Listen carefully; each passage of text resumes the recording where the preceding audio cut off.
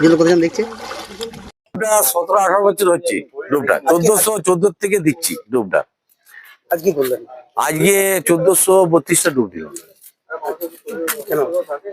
এটা আমার লক্ষ্য হচ্ছে গিনিস বুক রেকর্ড করা, যে সরকার আমার পাশে থাকে, এইভাবে 18 বছর দিয়ে আসছি। এটাই এই বাংলা নববর্ষ বাংলা নববর্ষ দিয়ে আসছি, ইংরেজিও দিই। আজকে 1432টা ডুব দিলেন কেন? আজকে 1432 সাল হয়েছে, বাংলা সালটা এটা দিলাম।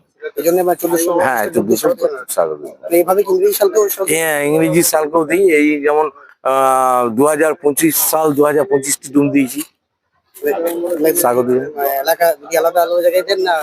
না, এই বাংলাটা যমুনায় আর ইংরেজিটা হচ্ছে লালবাঁধে।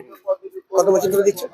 এটা যমুনায় আপনার ধরুন 18 বছর হবে, 1414 থেকে দিচ্ছি।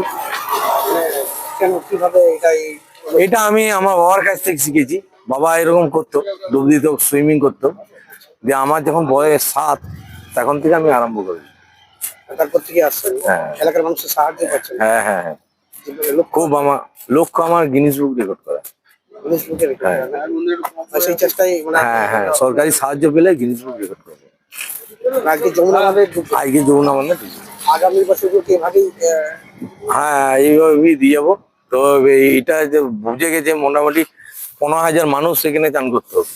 আজকে তো এরকম চান করতে পারছে না। মানে এইটা যদি উন্নয়ন করা যায়, লালবাঁধ যেমন উন্নয়ন হয়েছিল, সেরকম যদি এটা উন্নয়ন করা যায় তাহলে খুবই ভালো হবে, লালবাঁধের থেকে ভালো হবে। তবে আপনি ইংরেজি সালকে স্বাগত জানাতে লালবাঁধে ইংরেজি সালের সংখ্যা অনুযায়ী ডুব দেন, হ্যাঁ, বাংলাকে স্বাগত জানাতে এই যমুনা বাঁধে। যমুনা বাঁধে দিই। কিন্তু আগামী দিনে যমুনা বাঁধে আর ডুব দিতে পারবেন কিনা সেটা না না, উন্নয়ন করলে না, বাগালে ডুব দেওয়া যাবে না। কেন? এটা এই পাঁকে ভর্তি হয়ে গেছে, জল হয়ে গেছে, আর আর বুঝে যাবে, জল থাকবে না পর্যন্ত, পানায় ভর্তি হয়ে যাবে। পানায় ভর্তি হয়ে গেছে। এটা উন্নয়ন করুক। তারপর আমাদের হীরাদা আছে, হীরাদা উদ্যোগে হবে মনে হচ্ছে আগামী। আপনার সদানন্দ দত্ত।